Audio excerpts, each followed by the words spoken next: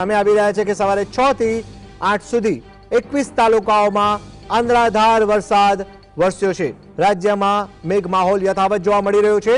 પાટણના સરસ્વતી તાલુકામાં સૌથી વધુ સરેરાશ 3 ઇંચ જેટલો વરસાદ પડ્યો છે। આ સાથે જ વાત કરીએ વલસાડની તો વલસાડના કપરાડામાં પણ સરેરાશ 2.5 ઇંચ જેટલો વરસાદ નોંધાયો છે। ઉમરપાડામાં પણ સરેરાશ 2.5 ઇંચ જેટલો વરસાદ પડ્યો હતો। ગઈકાલે દિવસભર વરસાદી માહોલ જોવા મળ્યો। નીચાણવાળા વિસ્તારો જળમગ્ન થયા હોવાની જાણકારી પણ સામે આવી હતી। વાત કરીએ ખેડબ્રહ્માની, ખેડબ્રહ્મામાં પણ 2 ઇંચ જેટલો વરસાદ પડ્યો છે। આ સાથે ભરૂચના વાલિયામાં પણ સરેરાશ 2 ઇંચ જેટલો વરસાદ નોંધાયો છે।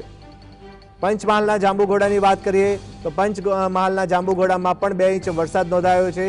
આ સાથે જ વાત કરીએ અન્ય 15 તાલુકાઓમાં નોંધપાત્ર વરસાદ પડ્યો છે। રાજ્યમાં વરસાદી માહોલ યથાવત છે અને જેને લઈને વાત કરવામાં આવે તો આગામી 3 થી 4 દિવસ સુધી ભારે વરસાદની સંભાવના હવામાન વિભાગે વ્યક્ત કરી છે। જેમાં દક્ષિણ ગુજરાત, સૌરાષ્ટ્ર અને મધ્ય ગુજરાતના કેટલાક ભાગોમાં ભારે વરસાદ પડે તેવી સંભાવના વ્યક્ત કરવામાં આવી છે।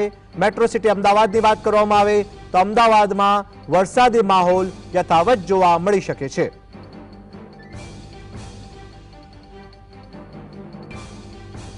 રાજ્યમાં અવિરત મેઘમહેર જોવા મળી રહી છે। અષાઢી માહોલ છે અને અષાઢમાં અનરાધાર વરસાદ વરસી રહ્યો છે। ત્યારે કહી શકાશે કે ઉત્તર ગુજરાત, મધ્ય ગુજરાત, દક્ષિણ ગુજરાત અને સૌરાષ્ટ્રના કેટલાક ભાગોમાં ભારે વરસાદ પડે તેવી સંભાવના હવામાન વિભાગ દ્વારા વ્યક્ત કરવામાં આવી છે। ગઈકાલે રાજ્યમાં દિવસભર વરસાદી માહોલ જોવા મળ્યો હતો।